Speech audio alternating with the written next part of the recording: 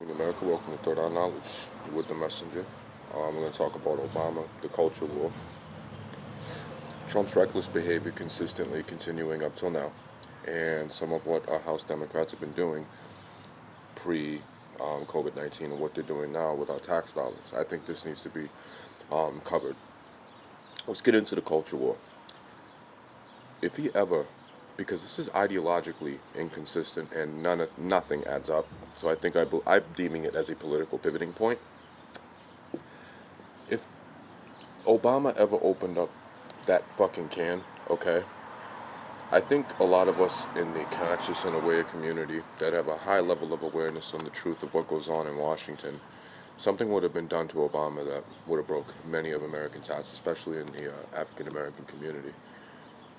So let's not go there. I don't go there on my channel, because it's not true. And that's to stir racism, and that's to stir not only black on black crime, but crime in my community in general. So I think that we should deem this inconsistent and fake. So I am, on my channel anyway. Well, Meghan McCain spoke on it. Really. Meghan McCain went on The View to went and talk about how she gets treated unfairly because she was a spoiled little bitch.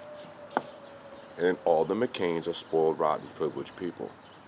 They weren't good for the country, and they never were. Billy Graham. I don't want his name mentioned on my channel. He was out for years in the Christian community, specifically for self-interest, as he drank himself to death and beat his wife and children in the name of Christ and God. Billy Graham is dead, and I'm happy he's dead, so we don't discuss Billy Graham on my channel. Let's move on. Trump and his watchdogs. Well, that makes sense. He doesn't like anybody that's a do-gooder. Trump doesn't like anybody that fights for the country, fights for the working people, and that's that. Inspector generals are watchdogs, America, in case you're wondering what they mean by that. Watchdogs usually, look over Congress and look into the president's business as his executive orders and anything that has to be passed for legislation in the Senate. And what Trump decided to do, so he can turn it into the Trump White House, was fire certain inspector generals, put them in certain places in the White House, if not firing them, transferring them to the east wing of the White House. And that's that. And I think that's very illegal, and that's a high title of abusive power. I don't think that should be going down in the White House solely for the fact of Trump's history of habitual lying, inconsistent truths, and that just should not be going down in the White House, period, especially during the fucking pandemic. Let's move on. Now, examining the whistleblower complaint. Mike Pompeo was getting asked by security agents about all these trips that he was doing during work hours. And of course, the House Democrats said nothing, and they agreed with him being able to take consistent trips. During the Trump administration's partial government lockdown, they were taking numerous trips to the Middle East. And as usual, members of Congress and the House Democrats didn't care, according to Edward Wong of the New York Times.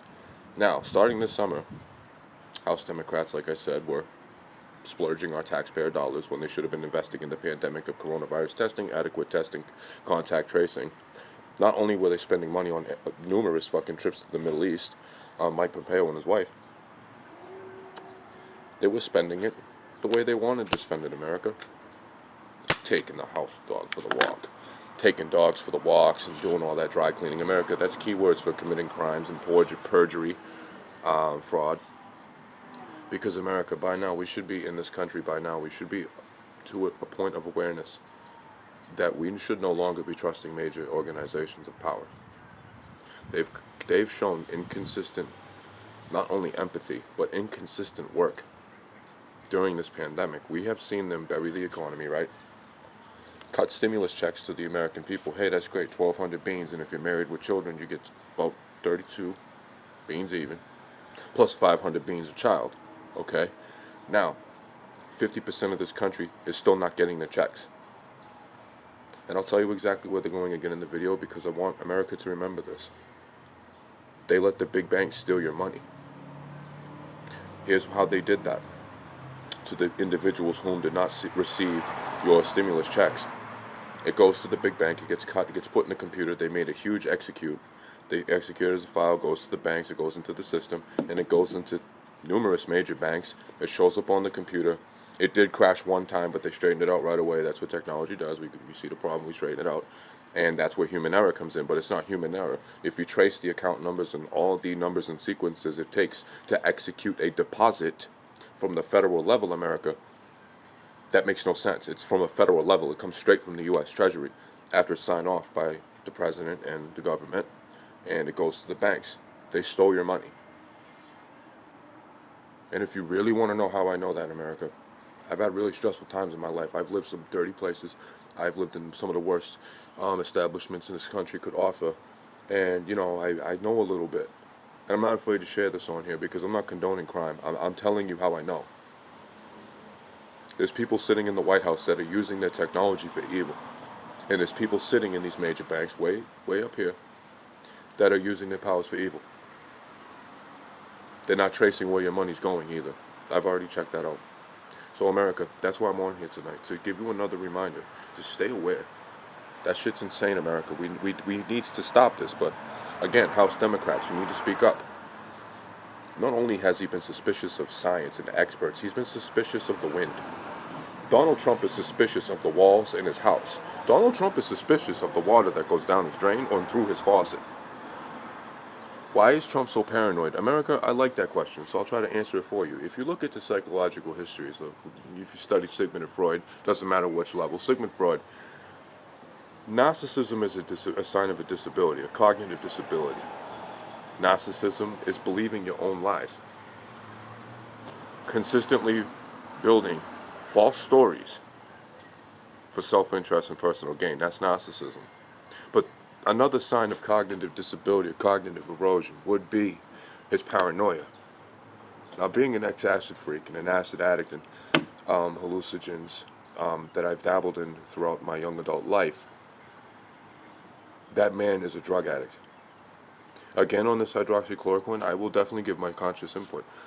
The hydroxychloroquine, he's probably telling the truth, but what the thing is, America, the White House doctor knows that if he breaks any rules by his oath, he's probably giving him sugar tablets and quaaludes and placebos. Not narcotics. And Trump is stupid, and we should not be, and I encourage America to not listen to the Trump administration when it comes to medical and or clinical advice. They are not licensed and they are not employed to do so, so please do not listen to their orders. According to CNN, in the coming days ahead, Trump will be visiting the Ford factory, and they've been very adamant on your president wearing a mask, so we should be adamant as well. So I encourage the American people on your Twitters and your Facebooks, keyboard warriors, to please encourage that we hold the establishment accountable if he is not doing so. Because America, again, the numbers don't lie. I've looked at numerous tables. They all check out. The numbers are not going up or going down. Some of them are staying steady, and now that you see premature openings, they're rising up. So America, again, listen to your experts. Do not listen to Captain Kirk over here. He's a fucking Nimrod and nitwit, and he's a rat bastard out for your money and allowing the banks, Pelosi and Schumer, to take your money. And no, to be truthfully honest about the next stimulus, America, and we're going to get into that in a bit, but to start it off, America, Steve Mnuchin, I need you to listen to this. Is Congress extended the COVID loan? This is one of my comments I'm answering again. Is he going to give forgiveness in 12 weeks? In the words of Steve Mnuchin, and quote, one of the things we are working on with Congress and there is a bipartisan support, okay? Which means House Democrats and Republicans and their bipartisan support, as you just said, is lengthening the 8 week to 12. And definitely something we want to fix. Extending certain parts of the legislation the amount of time of 16 weeks in some businesses, Democrats are expected to bring some of the bills to the floor next week. On Twitter, in the words of Mark Rubio, he clearly states, in quote, Chairman of the Senate of Small Businesses Committee posted a video not too long ago, about a week ago, and to pass it is called a standalone bill. It's to extend personal paycheck protection loan PPP programs in the state of Florida on the Republican aspect. She says the bill is expected to receive 99-98 votes. Despite PPP loans, some small businesses are staying closed, and you asked why, so I'm going to answer it now.